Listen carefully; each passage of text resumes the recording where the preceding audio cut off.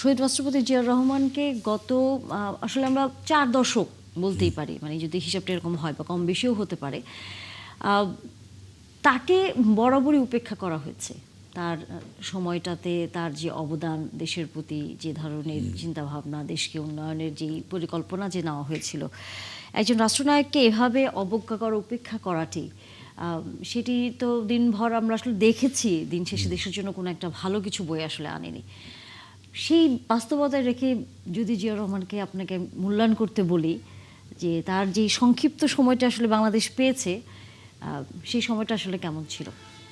প্রথম কথা হলো যে শহীদ রাষ্ট্রপতি জিয়াউর রহমানকে যে সময় হত্যা করা হলো, হত্যার পরপরই যারা আসলো এরশাদ, এবং এরশাদ পুরা 10 বছর, মানে 9 আমরা ধরে নেই, এই সময়টা চালিয়েছে, এবং প্রত্যেকটা ক্ষেত্রে যাতে জিয়াউর রহমানকে মেলাইন করা যায়, এইটা যদি করা হয় তাহলে এরশাদ একটু সামনে উপরে উঠতে পারে। তো এই জায়গাতেই এরশাদের সবচেয়ে বড় ভুল হয়েছে। আর এরশাদ ওই যে ঘটনাটা চট্টগ্রামে ঘটে গিয়েছিল, সেখানে মুক্তিযোদ্ধাদেরকে এক জায়গায় নিয়ে আসছিল। আর এরশাদ তো মুক্তিযুদ্ধে ছিল না, সে ছিল ভারতের দেরাদুন থেকে ট্রেনিং নিয়েই তারপরে এসে সে হয়ে গেল সামরিক আইন প্রশাসক। আর প্রেসিডেন্ট জিয়াউর রহমান তখন হলেন চিফ মার্শাল অ্যাডমিনিস্ট্রেটর। তো এইখানে আসার পরেই তাকেই কিন্তু আসলে এখানে ডিপোর্ট করা হয়েছে। যে বাংলাদেশে শেখ মুজিবের হত্যাকাণ্ডের পরপরই আসলো আমাদের এখানে যে সরকার, তারা হয়তো এই 87 দিন বা 88 দিনের মতো ক্ষমতায় ছিল। তো এই সময়ের মধ্যে তাদেরকে, মানে এর পরপরই 7ই নভেম্বর যে সিপাহী জনতার বিপ্লবের মধ্যে দিয়ে জিয়াউর রহমান ক্ষমতায় আসলেন, এবং এসেই কি করলেন, যে একদলীয় শাসন ব্যবস্থাটাকে তিনি নির্মূল করে দিয়ে সেখানে বহুদলীয় গণতন্ত্র প্রতিষ্ঠিত করলেন। সংবাদপত্রগুলো বন্ধ ছিল, কিন্তু আপনি জানেন যে 1974 সালের প্রিন্টিং প্রেসেস অ্যান্ড পাবলিকেশনস অ্যাক্টের মাধ্যমে 75-এর 16ই জুন সমস্ত পত্রপত্রিকা বন্ধ করে দেওয়া হয়েছিল, মাত্র 4টে খুলে রাখা হয়েছিল। সেই 4টা বাদ দিয়ে তিনি সমস্ত পত্রপত্রিকা খুলে দিলেন। সেই পত্রপত্রিকা খুলে দেওয়ার মধ্য দিয়ে মানুষের মত প্রকাশের স্বাধীনতা ফিরিয়ে দিলেন। ফলে হলো কি, মানুষ যে দম বন্ধ করার একটা অবস্থা ছিল, সেই অবস্থা থেকেই তিনি উত্তরণ ঘটালেন। অর্থাৎ এর বিগত যে সরকারটা ছিল, সেই সরকার স্বাধীনতার পর থেকে 15ই আগস্ট পর্যন্ত এইখানে তাদের লুটপাট, দুর্নীতি, এই সমস্ত অব্যবস্থাপনা এবং সমস্ত রাজনৈতিক দলকে নিষিদ্ধ করে একটি রাজনৈতিক দল রাখা, এবং একটা বড় রকমের দুর্ভিক্ষ যেটা অব্যবস্থাপনার মধ্য দিয়েই এসেছে। এবং আপনি জানেন যে আমাদের নোবেল বিজয়ী অমর্ত্য সেন, তার যে বইটা ছিল হাঙ্গার অ্যান্ড পাবলিক অ্যাকশন, এই বইটাতেও তিনি তখন লিখেছেন যে শুধুমাত্র সংবাদপত্রের স্বাধীনতা না থাকার কারণেই এত লোক মারা গেছে। উনি এটা স্পেসিফিকভাবে বলেছেন। তো হয়েছে কি, যে সংবাদপত্রের স্বাধীনতা না থাকলে মানুষের দুর্ভোগ যে হয়, সেটা ওই সময় দেখানো হয়েছে। এর ঠিক এই যে ব্যর্থতা, এই ব্যর্থতার বিপরীতেই কিন্তু তিনি আসলেন, এই জিয়াউর রহমান, যে এসেই তিনি যে সাফল্যগুলো দেখালেন, সেই সাফল্যর মানে অন্যতম হচ্ছে যে তিনি এই সাফল্য এখানে দেখানোর সৈনিকদের মধ্যে তার একটা গ্রহণযোগ্যতা এবং তার দেশপ্রেম, সার্বভৌমত্বের প্রতি তার যে ভালোবাসা, এইগুলোই দেখানো হয়েছে। আর আরেকটু আগেই যদি যাই আমরা, সেই 1971 সালের 25শে মার্চ যখন পাক হানাদার বাহিনী একেবারে ঘুমন্ত বাঙালি জাতির উপরে যে তারা ক্র্যাকডাউন করলো, সেই ক্র্যাকডাউনের আগে দিয়ে কি হলো, রাজনৈতিক নেতৃত্ব তারা কিন্তু মানে যার যার মতো ঢাকা ছেড়ে যার যার মতো চলে যেতে থাকলো, এবং তাদের যে নেতা শেখ মুজিবুর রহমান তাদেরকে চলে যেতেই বললেন। ইভেন তিনি একটা স্বাধীনতার ঘোষণা পর্যন্ত দিয়ে যেতে পারেন নাই। তো ওই রাতেই জিয়াউর রহমানকে হত্যা করার জন্য একটা পরিকল্পনা পাকিস্তানিরা করেছিল।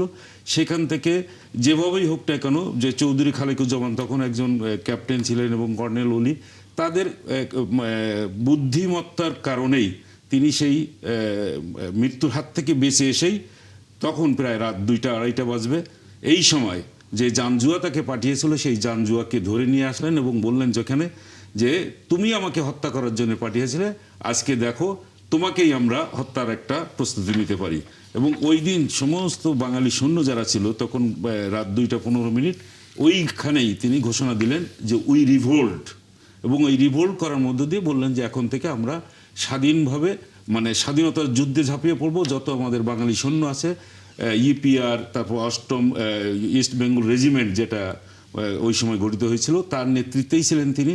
তো শুধুমাত্র তিনি যে ওই যুদ্ধের ঘোষণা দিয়েই, স্বাধীনতা যুদ্ধের ঘোষণা দিয়েই যে তিনি ক্ষান্ত হলেন তা না, কিন্তু উনি বাঙালি সৈন্যদেরকে সঙ্গে নিয়ে তাদের সুসংগঠিত করলেন, করে পাক হানাদার বাহিনীর বিরুদ্ধে প্রথম দিকেই তিনি এই এই যে আপনি সংঘবদ্ধ স্বাধীনতা প্রতিরোধ গড়ে ঘোষণার যে তুললেন। প্রসঙ্গটি এটাই টানলেন, একটা, এটি নিয়ে আমরা একটু আলোচনা করতে চাই। আমাদের সাথে যুক্ত আছেন এবিএম মোশাররফ হোসেন, বিএনপি দলীয় সংসদ সদস্য। অনেক ধন্যবাদ জনাব মোশাররফ হোসেন যুক্ত হয়েছেন।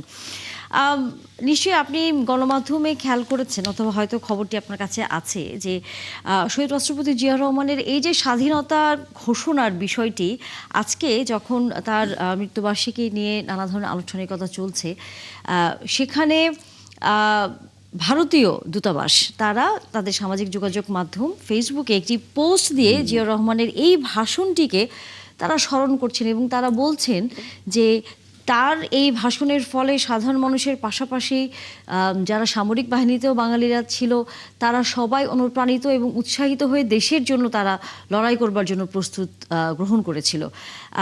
ভারতীয় দূতাবাসের এই যে হঠাৎ করে, আমরা আগে কখনো দেখিনি, কিন্তু এখন যে তারা এই ভাষণটি স্মরণ করছেন এবং তারা জিয়া রহমানের অবদানকে স্মরণ করছেন, দেখিনি না, একটু একটু একটু এভাবে সরাসরি তারা কখনো বলেনি। এখানে একটু সংশোধন করে দিই। সেটা হলো যে ইন্দিরা গান্ধী, তখন তো ভারতের প্রধানমন্ত্রী ছিলেন ইন্দিরা গান্ধী, ইন্দিরা গান্ধী বললেন যে বাংলাদেশে যখন 26শে মার্চ মেজর জিয়ার কণ্ঠে স্বাধীনতার ঘোষণাটা আসলো, তখনই বাঙালি, ঘুমন্ত বাঙালি জেগে উঠলো এবং তারা যুদ্ধে ঝাঁপিয়ে পড়লো। এটা তিনি বলেছিলেন কলম্বিয়া ইউনিভার্সিটির একটা কনভোকেশনে সেপ্টেম্বরে। কিন্তু এরপর কিন্তু আসলে আমরা খুব এভাবে ওদের যে স্বাধীনতার ডকুমেন্টস 1971, এই ডকুমেন্টসে কিন্তু এটাই দেওয়া আছে, কিন্তু এইভাবে যেটা বলছেন এখন সেটা, তবে এগুলো সব তাদের ডকুমেন্টসে আছে কিন্তু। জি অবশ্যই, কিন্তু এবার হয়তো আরেকটু ভিন্নভাবেই আমরা এই বিষয়টা নিয়ে আলোচনা করতে চাই। এবিএম মোশাররফ হোসেন। ধন্যবাদ আপনাকে, ধন্যবাদ আমার সহ আলোচক প্রখ্যাত সাংবাদিক, তাকে আমি অভিনন্দন জানাই। আসলে দেখেন, জিয়াউর রহমান বাংলাদেশের, তাকে নিয়ে যদি আলোচনা করতে হয় তাহলে আমাদেরকে কিন্তু বাংলাদেশটাকে নিয়ে আলোচনা করতে হবে, কারণ জিয়াউর রহমানকে বাদ দিয়ে বাংলাদেশের ইতিহাস কিন্তু রচনা করার কোনো সুযোগ নাই। এখানে কাগজি ভাই চমৎকার ভাবে বলেছে, আপনি দেখবেন যে বাংলাদেশের মানুষের যে প্রত্যাশা ছিল, আপনি যদি অনেকে বলে থাকে 7ই মার্চের স্বাধীনতার ঘোষণার তৎকালীন যিনি নেতা ছিলেন শেখ মুজিবুর রহমান স্বাধীনতার ঘোষণা করেছিল, কিন্তু আপনি দেখেন 7ই মার্চের ভাষণে কি ছিল। তাদের ভাষণে মাত্র 4টি জিনিস ছিল, সেই দাবি ছিল 4টি জিনিস। একটা ছিল যে শেখ মুজিবুর রহমান সাহেব সেদিন বলেছিলেন যে সামরিক আইন তুলে নিতে হবে, জনগণের প্রতিনিধিদের হাতে ক্ষমতা হস্তান্তর করতে হবে, সেনাবাহিনীকে ব্যারাকে ফিরিয়ে নিতে হবে, এবং বাংলার মানুষের হত্যার কারণ অনুসন্ধানে বিচার বিভাগীয় তদন্ত কমিটি করতে হবে। অর্থাৎ উনি ক্ষমতায় যাওয়ার জন্য যে একটা প্রক্রিয়া, সেই প্রক্রিয়াটাকে অনুসরণ করতে চেয়েছিলেন। কিন্তু জিয়াউর রহমান দেখেন, সেই দিন উনি একজন সেনাবাহিনীর একজন সামরিক কর্মকর্তা ছিলেন, জীবন বাজি রেখে কিন্তু উনি সেদিন স্বাধীনতার ঘোষণা করেছিলেন। সুতরাং একজন সৈনিকের জীবনে মূল যে লক্ষ্য থাকে, সেই লক্ষ্য থাকে তার দেশটা স্বাধীন। সেই কাজটি কিন্তু আমাদের নেতা জনাব শহীদ রাষ্ট্রপতি জিয়া রহমান অত্যন্ত সাহসীদের সাথে করেছিলেন। আমরা একটু চিন্তা করি, যদি সেই দিন জিয়াউর রহমান সাহেব স্বাধীনতা ঘোষণা দেওয়ার পর যদি বাংলাদেশ স্বাধীন না হতো, তাহলে কি হতো? মার্শাল আইন অনুসারে জিয়াউর রহমানকে সেই দিন কিন্তু ফাঁসি দেওয়া হতো, কিন্তু সেই জীবনের যে উনি তুচ্ছ করে সেদিন কিন্তু স্বাধীনতার ঘোষণা দিয়েছিল। আমি মনে করি এখানেই জিয়াউর রহমানের যে একটি দেশপ্রেম, একটা দেশের প্রতি একটা দায়িত্ব কর্তব্যবোধ, সেই জিনিসটা কিন্তু এখানে স্পষ্ট ভাষায় ফুটে উঠেছে। অনেকে নানাভাবে জিয়াউর রহমানকে চিহ্নিত করতে চেয়েছিল, আপনিও বলেছেন, আপনার উস্তাদ বা কাগজি ভাই বলেছেন যে আওয়ামী লীগের 17টি বছর তাকে পাকিস্তানের অনুচর, মুক্তিযোদ্ধা নানাভাবে চিহ্নিত করেছিল, কিন্তু সর্বশেষ বিচারের দায়িত্ব কিন্তু এদেশের মানুষের জনগণ। আজকে যারা এই অপবাদ দিয়েছে, যারা জিয়াউর রহমানকে মেলাইন করতে চেয়েছিল, তারা কোথায়? আর জিয়াউর রহমান কিন্তু আজকে বাংলাদেশের মানুষের হৃদয় সমহিমায় উদ্ভাসিত। আজকে আপনি দেখেন তার 45তম আজকে তার শাহাদাত বার্ষিকী। আজকে মানুষ কত ভক্তি শ্রদ্ধার সাথে আর তার মতো এই শাহাদাত বার্ষিকী পালন করেছে, আর যারা তাকে সেই দিন মেলান করতে চেয়েছিল তাদের অবস্থান করছে। সুতরাং আমাদের কিন্তু শিক্ষা নেওয়ার অনেক বিষয়গুলি আছে। এইগুলি যদি আমরা শিক্ষা নিতে পারি তাহলে কিন্তু আমরা যে অবস্থানে থাকি না কেন সবার কিন্তু আত্মসম্মান নিয়ে আমরা বসবাস করতে পারবো। আজকে আপনি দেখেন জিয়াউর রহমান সাহেব আজকে বাংলাদেশকে যা নিয়ে আমরা গর্ব করি, যে জিনিসগুলি আমরা গর্ব করি, তার প্রতিটি বিষয়ে জিয়াউর রহমান সাহেবের কিছু আছে।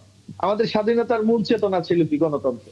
অথচ 1975 সালের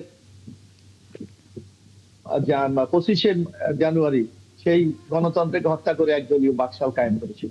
জিয়াউর রহমান সাহেব কিন্তু সেই বাকশাল থেকে বাংলাদেশের গণতন্ত্রের পথে উত্তরণ করেছিলেন, বহুদলীয় গণতন্ত্র প্রবর্তন করেছিলেন। আজকে এটা যে বহুদলীয় গণতন্ত্র বাংলাদেশের মানুষের কাছে সবচেয়ে বেশি প্রাসঙ্গিক। সুতরাং আপনি বহুদলীয় গণতন্ত্রকে যদি আপনি স্মরণ করেন তাহলে আমাদের নেতা জিয়াউর রহমান সাহেবকে কিন্তু স্মরণ করছেন।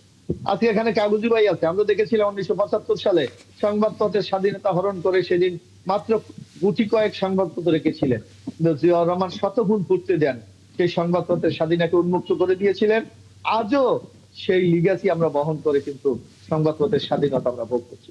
আজকে দেখেন এক স্বনির্ভর বাংলাদেশ, এই স্বনির্ভর আজকে 1974 সালে দুর্ভিক্ষ প্রায় 1.5 লক্ষ লোক মারা গিয়েছিল, কিন্তু জিয়াউর রহমান সাহেব রাষ্ট্র ক্ষমতার দায়িত্ব পাওয়ার পর আপনি দেখবেন মাত্র 2 বছরের মাথায় উনি সবুজ বিপ্লবের মাধ্যমে আজকে যে খাল খনন, আজকে এই 12ই ফেব্রুয়ারি 2026-এর নির্বাচনের পর আমাদের মাননীয় প্রধানমন্ত্রী বলেছিলেন খাল খননের মাধ্যমে আমি নতুন বাংলাদেশের যাত্রা আবার শুরু করবো। জিয়াউর রহমান দেখেন খাল খনন শুরু হয়েছে। জিয়াউর রহমান সাহেব 2 বছরের মধ্যে খাল খননের মাধ্যমে, সবুজ বিপ্লবের মাধ্যমে খাদ্যের সংসদ অর্জন করে বাইরেও সেই দিন কিন্তু ঘৃণিত খাদ্য রপ্তানি করেছিলেন। অর্থাৎ বাংলাদেশকে যদি আপনি চিন্তা করেন, এই বহুদলীয় গণতন্ত্র, সংবাদপত্রের স্বাধীনতা, খাদ্যের সংসম্পূর্ণতা এবং আরেকটি যে জিনিসটা সবচেয়ে বেশি ছিল সেটা হলো মুক্ত বাজার অর্থনীতি। আজকে বাংলাদেশ অর্থনীতির ভিতের উপর দাঁড়িয়ে আছে, এর মূল অবদান ছিল শহীদ রাষ্ট্রপতি জিয়াউর রহমান। কারণ আপনি দেখেন আমরা 3টা পিলারের উপর বাংলাদেশ দাঁড়িয়ে আছে, 3 পিলার। একটা হলো গার্মেন্টস, জিয়াউর রহমান বাংলাদেশে গার্মেন্টস শুরু করেছিলেন। আজকে হলো জনশক্তি, সেটা জিয়াউর রহমান সাহেব শুরু করেছিলেন। আজকে যে মুক্তবাজার অর্থনীতি, বেসরকারি খাতের যে ব্যাপক উন্নয়ন, এটা জিয়াউর রহমানের প্রচেষ্টার কারণে হয়েছে।